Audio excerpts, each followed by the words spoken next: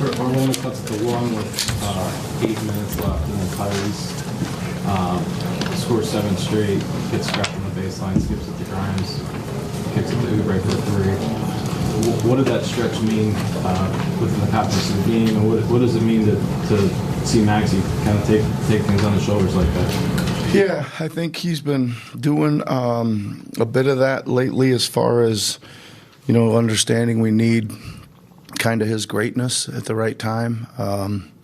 It was not as meaningful game the other night, but we looked really bad in the first half as a team, and he just came out and just decided to spark the team, and then everybody kind of got in the flow. So it's kind of the same. I thought he wasn't easy. They were putting a lot of people in his way, so I thought he was really patient with when he decided to get downhill and the decisions he made late. It seemed like DJ was like wire to wire, really important for you guys as a defensive rebounder, and then made some big defensive plays late, had that tough finish in the last couple of minutes. I guess just what stands out to you about his performance, and particularly for someone who, this is his first time in an NBA postseason environment? Yeah, I thought for him he made some little bit more off the script decisions tonight with the ball, but it didn't matter the rest of the game, right? He was flying in for rebounds. He was guarding really hard. And I think that's a good one to get under his belt from an offensive standpoint. He's still, that's the thing about him. He's going to impact the game, even maybe when he's not playing the greatest offense in the world, but he still impacted the game in a big way. Corral today. You went with Drum a lot today. What made that matchup so good? What did you do? Yeah, I mean, first of all, I thought, kind of my same thing is we're going to play both those guys, and I thought Drum was really outstanding in the first half, and I thought Bona really sparked us in the third. He got into the game and looked like Bona that we know. I think he had 3 blocks in a pretty short span. He was able to give us a stretch of some different defensive schemes, and then it was kind of just in and out with both of them, just based on, I thought they were both playing well and just trying to keep them as fresh as we could. So that was as good as they've kind of handled that position, for some time. Franz and Paolo are not most efficient isolation scorers, and they're not also a great three-point shooting team. I guess as a team that defensively has liked to help a lot this season on drives, how do you strike the balance between letting them play isolation and not helping too much, and then also staying committed to the schemes that you? Well, I think that overall defensively we did a lot of stuff we wanted to do. Right, I think there was one little stretch there in the game where there was about 3 straight blow-bys right down the lane for layups. Right, and other than that, I think we were keeping the ball in front. We were showing enough next man over presence, and I think we did just enough as far as making them kick it out and shoot a number of threes, and good night from that as far as them not going in. What does it mean to you out of round 1? I guess it's what's kind of your initial thoughts on just Boston as an opponent right now. Initial thoughts on round 1. I mean, listen, they're playing great. They've played really great all season. They got a bunch of guys that have been together. I mean, a core group of guys that have been together for a long time through a lot of winning and a lot of deep runs. Tremendous challenge for us. But we'll see if we can go figure something out between now and Sunday. What does it mean to make the playoffs after the way last season went? Yeah, it's good. I think, like I told the guys, I'm proud of them. There's many times this year I've told them I'm proud of them for kind of continuing to pick themselves up and keep playing, right? And this was another example tonight with some stakes and some pressure.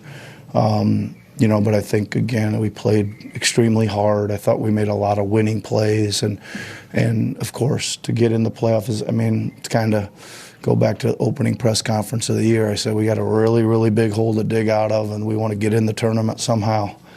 Wasn't pretty. Wasn't easy and wasn't pretty, but we're here now, and now we got to see what we can do with it. And to follow up on Boston, the fans were chanting near the end, we won Boston.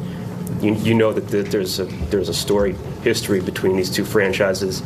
Very one-sided over 40 years. The Sixers haven't beaten the Celtics since '82 in the playoffs. How much are you looking forward to trying to flip the script, turn it around? Well, yeah, I mean, first of all, it'll be a great atmosphere in both arenas. I think that's always a blast. You know, when you got two arenas that are electric with energy and playoff time, you gotta really look forward and enjoy that. Yeah, and we'll do our best.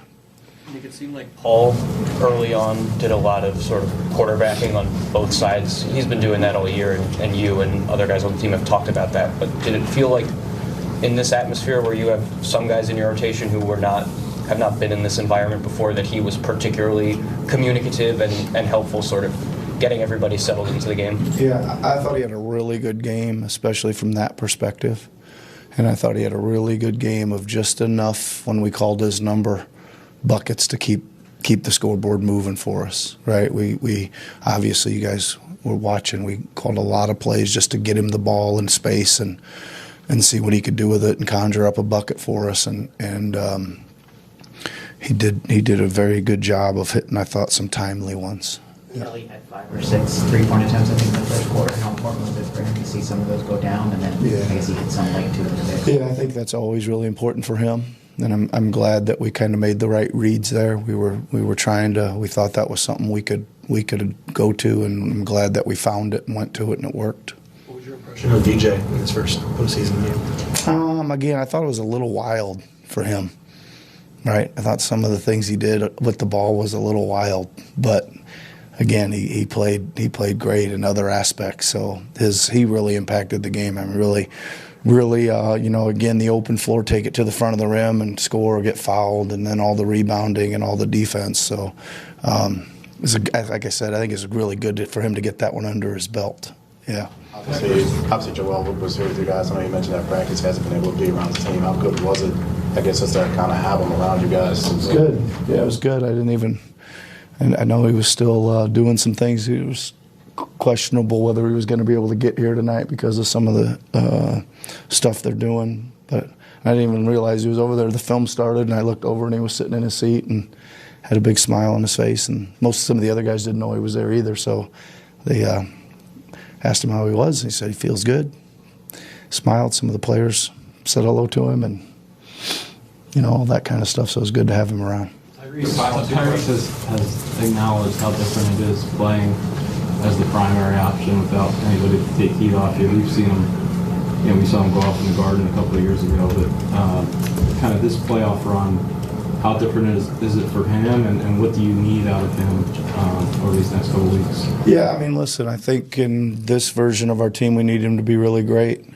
And I'm sure over this next series he's gonna like everybody, probably gonna have some ups and downs. I would imagine he's gonna have some really great games and then sprinkle in some other ones. It's just the way playoffs go. But we need him to be really great.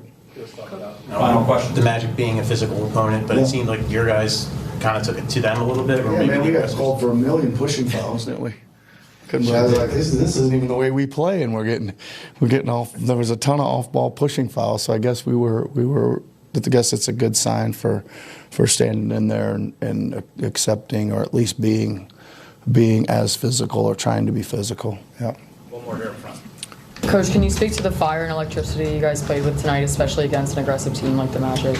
Again, with all those fouls and just how heated it got at times on the court. Yeah, I think again, I thought we competed. Right, that was a bunch of guys going out there competing, and I think sacrificing. You know, just going out there to do whatever they could do to help the team win. And I think there was a super high level of effort.